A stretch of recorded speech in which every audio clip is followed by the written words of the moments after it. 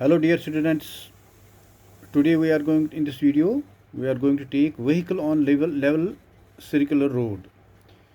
जब एक vehicle circular road पे चलती है तो उस वक्त हमने करना है calculate the maximum speed with which a vehicle can travel on a level circular road without skidding.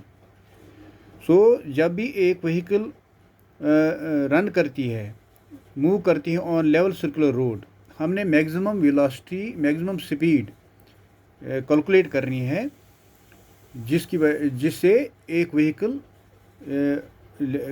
Level road पर चलती है, लेवल सर्कुलर रोड पे चलती है, मूव करती है. सो बच्चों, we have to calculate the maximum speed with which a vehicle can travel on a level circular road without skidding. उस वक्त जब लेवल सर्कुलर रोड पर वो चलती है तो उस वक्त वो स्किडिंग करने के बजाय उसकी वेलोसिटी कितनी मैक्सिमम वेलोसिटी होती है, रखनी पड़ती है एक लेवल सर्कुलर रोड पर चलने के लिए, मूव करने के लिए. उस वक्त मैक्सिमम वेलोसिटी क्या होती है, स्पीड होती है, रखनी होती है, वो हमने कैलकुलेट करनी होती है. सो बच्चों, let us consider on the diagram. Suppose a vehicle of weight mg. ये एक व्हीकल है, कोई भी व्हीकल ले लो, कार ले लो, मोटर ले लो, बस ले लो, ट्रक ले लो, जो भी है. Suppose a vehicle of weight mg, क्योंकि व्हीकल का वेट m होता है, उसके टायर्स होते हैं.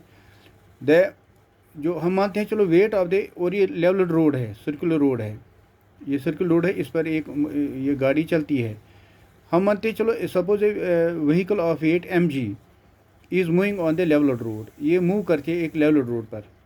इन this case weight of the vehicle mg, जो वेट ऑफ द व्हीकल जो है, सारा weight mg of the weight of the vehicle mg acts vertically downwards. वो यहाँ पर शो डायग्राम में शो किया गया है कि weight mg of the vehicle acts vertically downwards. The r1 r2 are the forces of normal direction of the road on the wheels. ये R1 जो है, ये व्हील है, एक व्हील है, दूसरा व्हील है. जो R1 और R2 जो है, they are forces of normal direction of the road on the wheels. वो सो बच्चों, R1 और R2 यहाँ पर क्या करते हैं, इनका डायरेक्शन अपवर्ड्स है. ये है normal directions of the road, normal direction of the road on the wheels. जो व्हील्स पर नॉर्मल डायरेक्शन रहता है of the road on the wheels, they are difference by R1 and R2. जो R1 and R2 है, they are vertically upwards. जो R1 and R2 जो है, they are the force of normal direction of the road on the wheels and they act upwards, vertically upwards. So clearly यहाँ पर देखो, ये जो पूरा जो वेट ऑफ द व्हीकल जो है, that is represented by mg, that is acting vertically downwards. तो यहाँ पर देखते हो आप, और R1 और R2 जो नॉर्मल डायरेक्शन है, नॉर्मल डायरेक्शन फोर्सेस हैं, they are acting vertically upwards. So यहाँ पर हम देखते हैं R1 प्लस R2 जो है, that is equal to weight, that is balanced by the weight mg.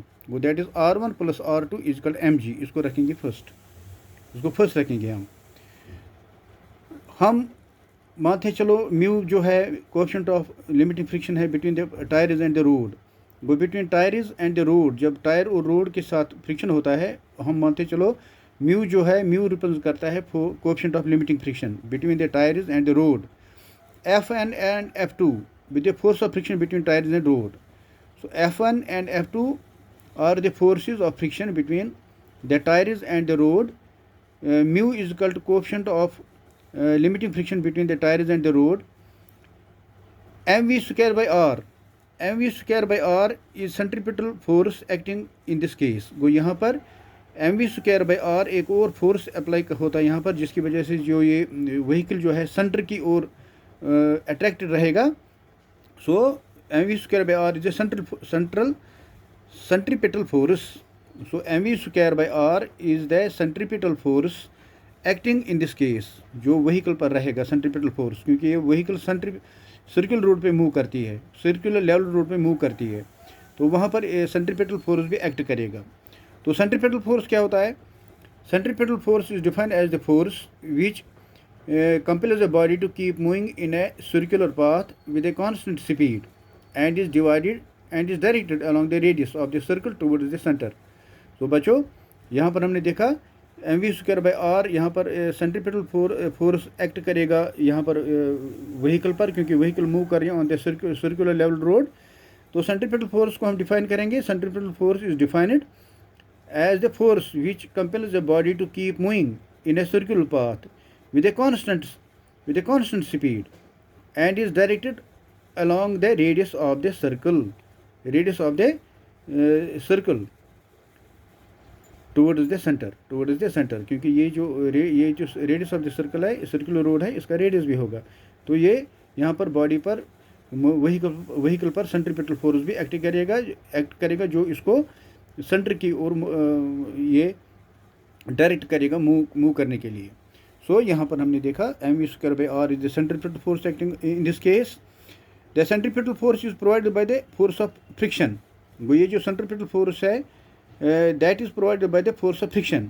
और इन अदर वर्ड्स हम ये कह सकते हैं कि सेंट्रीपेटल फोर्स इज लेस और equal to total force of friction. वो सेंट्रीपेटल फोर्स हमने देखा कि यहाँ पर इस केस में सेंट्रीपेटल फोर्स एक्ट कर रहा है। तो centripetal force is provided by the force of friction, total force of friction.